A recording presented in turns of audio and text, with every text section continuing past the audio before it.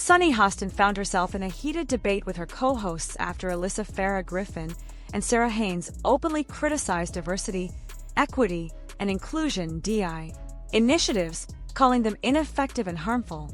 The discussion, sparked by remarks from Pete Buttigieg suggesting DEI programs might be creating more Trump voters, quickly escalated as Hostin passionately defended DEI while her co-hosts dismantled its real-world impact. The argument revealed not just the deep ideological divide among the panelists, but also the growing skepticism about DEI in mainstream discourse.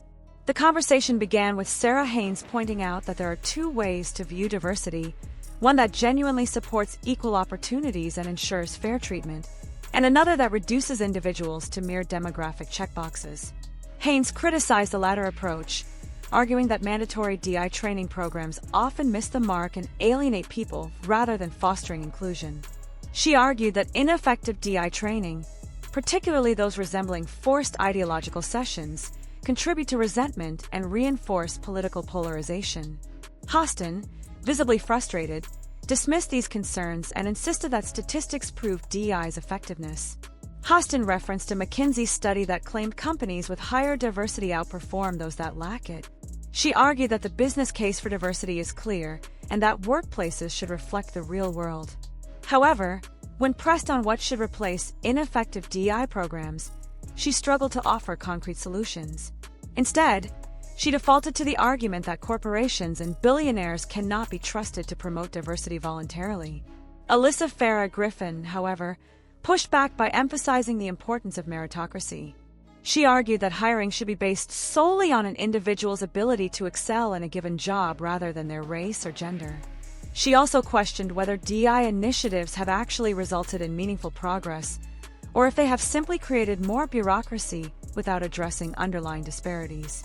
At this point, the debate became even more contentious, with Hostin doubling down and accusing DEI critics of wanting to eliminate diversity efforts altogether. Sarah Haynes then introduced a troubling example of how DEI efforts have backfired. She referenced reports about companies staging fake interviews with minority candidates to meet inclusion quotas, despite having already decided on their hires. This practice, she argued, did nothing to improve diversity, but instead made a mockery of the hiring process while wasting the time of job seekers. This revelation caught Hostin off guard, and for a moment, she appeared genuinely stunned. Instead of addressing the point, she pivoted to broader social justice concerns, suggesting that the absence of DEI would leave marginalized groups without opportunities. As tensions rose, Alyssa Farah Griffin introduced blind hiring as an alternative to traditional DEI programs. Blind hiring removes demographic information from resumes, allowing candidates to be judged solely on their qualifications and experience. To Griffin's surprise, Hostin immediately dismissed the idea, claiming that it undermined the purpose of DEI. She insisted that DEI programs are designed to ensure the most qualified minority candidates are given a fair shot, but her explanation only reinforced the idea that DEI prioritizes identity over merit.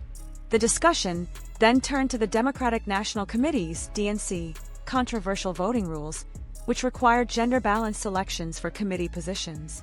The co-hosts debated whether such policies actually promote inclusion, or if they inadvertently create new forms of discrimination by forcing artificial representation. Haynes pointed out that requiring a certain number of men, women, and non-binary individuals on a committee could lead to less qualified candidates being chosen simply to fill quotas. Hostin, however, refused to acknowledge the flaws in these policies, further frustrating her co-hosts. As the argument unfolded, Hostin's defensiveness became more pronounced. She began talking over her co-hosts, raising her voice, and dismissing any criticism of DEI as conservative propaganda. At one point, Haynes and Griffin were visibly taken aback by Hostin's unwillingness to acknowledge any potential shortcomings in DEI. The moment underscored how deeply ingrained the DEI narrative has become for some, even in the face of evidence that its execution is flawed. The debate reached its peak when Griffin pointed out that blind hiring would achieve what DEI claims to want: hiring based on skill and ability. Hostin, struggling to counter this point, claimed that DEI candidates are already the best of the best. However, the reality of corporate DEI policies often contradicts this claim, as many companies explicitly prioritize hiring based on identity factors rather than purely on merit. Hostin's refusal to engage with this argument further alienated her from her co-hosts. The conversation then shifted to broader political implications, with Hostin arguing that without DEI, the workforce would regress to being dominated by wealthy white men. Griffin, however, argued that individuals should rely on self-improvement and skill-building rather than policies that create artificial advantages. She pointed out that true equality comes from empowering people to excel, not from forcing companies to meet arbitrary quotas. Hostin's frustration reached a boiling point as her co-hosts continued to challenge her assertions. She became visibly exasperated, shaking her head and interrupting as they spoke. By the end of the segment, it was clear that she had lost control of the conversation. While Hostin remained firm in her support for DEI, the discussion highlighted just how much skepticism exists, even among those who might traditionally support such policies.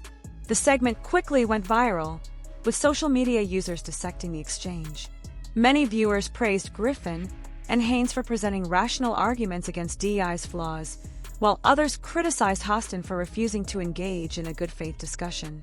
The clash demonstrated the growing divide in public opinion over DEI, with even mainstream figures beginning to question its effectiveness. The debate also resonated beyond The View, with political commentators weighing in.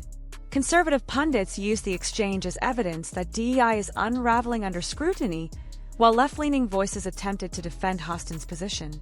The conversation sparked renewed discussions about whether diversity policies are genuinely helping underrepresented groups, or if they have become an industry unto themselves, one that benefits consultants and bureaucrats more than the people they claim to serve. While the debate over DEI is far from settled, this heated exchange made one thing clear: the unquestioned support for DEI policies is beginning to crack. As more people scrutinize their effectiveness, conversations like the one on The View will continue to shape public perception. Whether companies and institutions will rethink their approach remains to be seen, but one thing is certain: DEI is no longer above criticism, even in traditionally progressive circles.